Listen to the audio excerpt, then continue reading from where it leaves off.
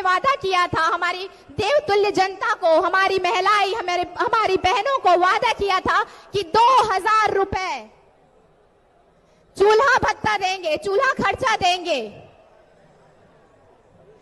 वो तो चूल्हा खर्चा उन्होंने दिया नहीं। आज आते हैं चुनावी दौरे पर और कहते हैं कि हम मैया और बप्पा योजना देंगे। इन्होंने युवाओं को बहुत ही ज्यादा त्रस्त कर रखा हुआ है, हमारे युवाओं का मजाक बनाया है। हमारे जमशेदपुर में ही माननीय निर्मल महतो जी की समाधि पर खड़े होकर आदरणीय हेमंत सोरेन जी ने क्या कहा था कि 5 लाख नौकरियां वो देंगे हमारे देश की युवा को, हमारे राज्य की युवा को।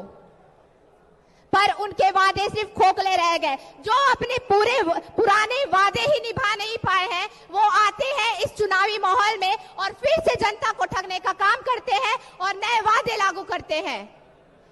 परिवर्तन के साथ नए योजनाएं हमारे महिलाओं, हमारे युवा साथियों के लिए होने वाले हैं। इस राज्य की जो असुरी और दैत्य शक्तियां हैं, उनका नाश निश्चित है।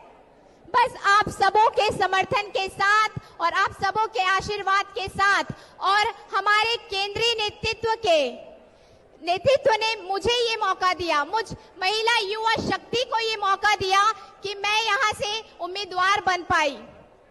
उनके इस निर्णय से हमारी महिला शक्ति, हमारी महिलाओं के बल को और भी सबल हुआ, महिलाएं के बल और भी सबल हुए हैं। हमारी युवा शक्ति को और साहस और बल मिला है।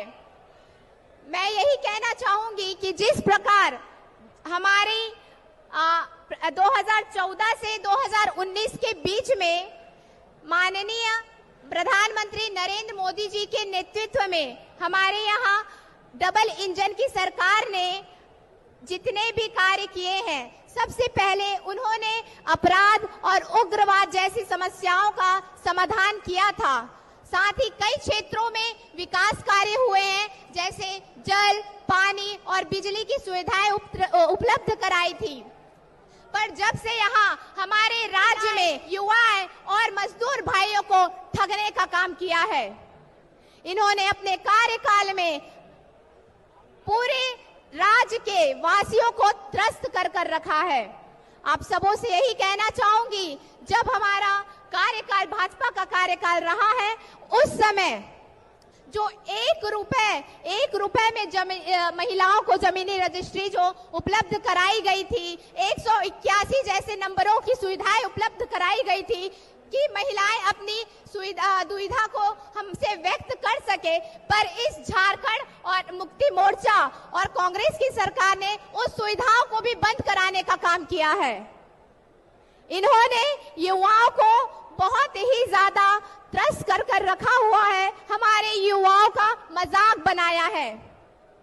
हमारे जमशेदपुर में ही माननीय निर्मल महतो जी की समाधि पर खड़े होकर आदरणीय हेमंत सोरेन जी ने क्या कहा था कि 5 लाख नौकरियां वो देंगे हमारे देश की युवा को, हमारे राज्य की युवा को।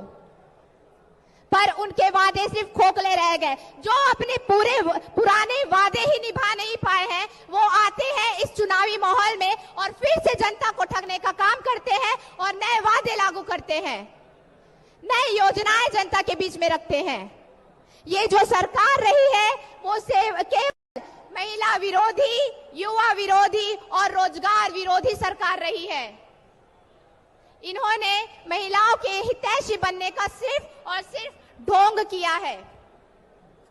आप सबों को बताना चाहूंगी कि हमारे राज्य में 7,000 अधिक महिलाओं के साथ गठबंधन की सरकार जो है चुप्पी साध बैठी है। ये बात करते हैं हम महिलाओं के सम्मान की, हम महिलाओं के अधिकार की। जिन्होंने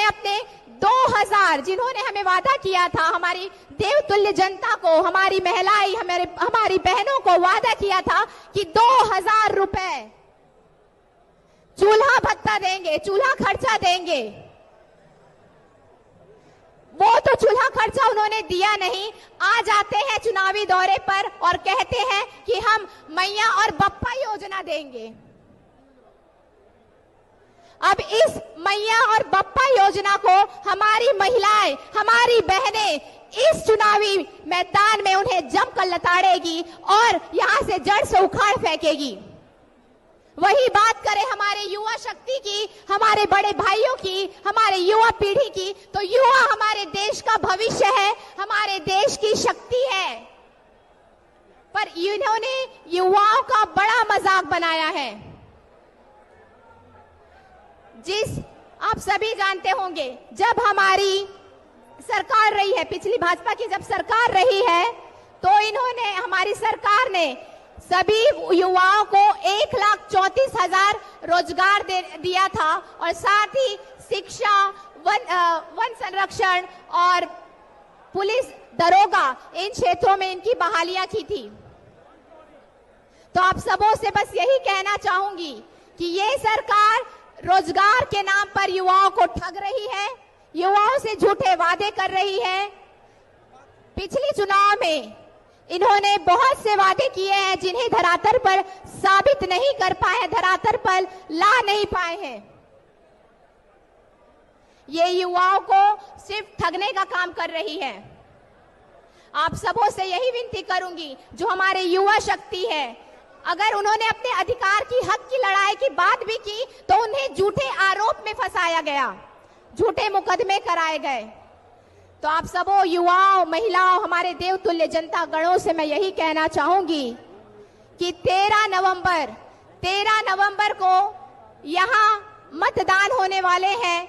आप सभी को इस सभी का जवाब अपने वोट से चोट कर देना है। आप सभी महिलाओं और बहनों को ये प्रण लेना है कि अब हम अपने राज्य की अस्मिता और अपने अस्तित्व की रक्षा खुद करेंगी। आप सबों से यही विनती और आग्रह करती हूं कि हमारे चारों सीटों पर जो प्रत्याशीगण खड़े हुए हैं, उन्हें भारी से भारी मतों पर विजय प्राप्त कराएं, ताकि हम इस राज्य में भारतीय जनता पार्टी की, एनडीए की सरकार पूर्ण बहुमत के साथ ला सके और घुसपैठियों को उनके राज्य वापस भेज सके, जो हमारी संस्कृति और सभ्यता को कष्ट पहुंचा रहे हैं, इन्हें तोड़ने का प्रयास कर रहे हैं।